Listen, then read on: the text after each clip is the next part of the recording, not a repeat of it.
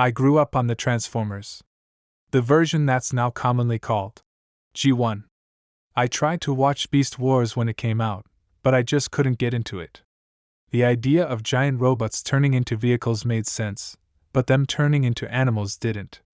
There were also timeline questions that didn't add up to me.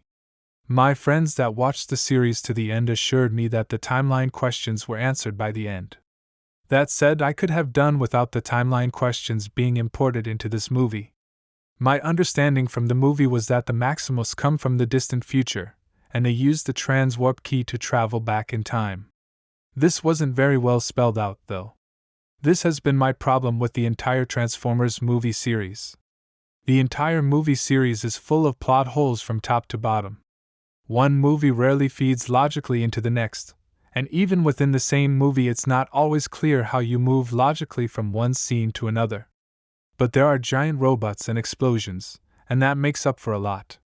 The special effects let us get a glimpse into what it would look like if transforming robots were real. The special effects have been amazing.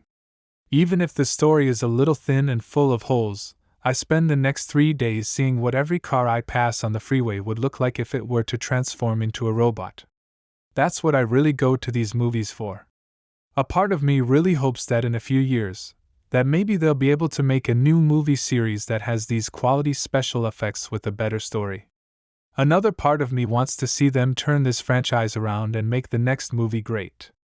But the one thing I wouldn't stand for is diminishing the special effects.